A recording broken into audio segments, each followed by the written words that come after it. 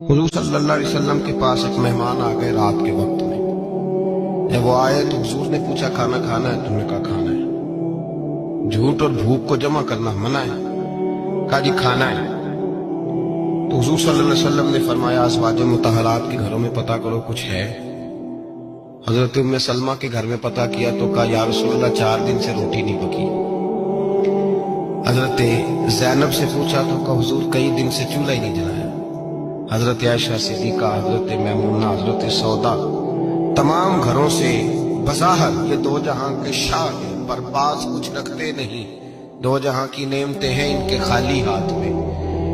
हर चीज है पर फकर इख्तियारी है, कोई शय न मिली। नबी पाक सल्लल्लाहु अलैहि वसल्लम ने मस्जिद में ऐलान किया, फरमाया कौन है जो मेरे मेहमान को रोटी खिलाए। इन लफ्जों का हुस्न कोई हुस्न वाला ही समझ सकता है। फरमाया कौन है जो मेरे मेहमान को खाना खिलाए।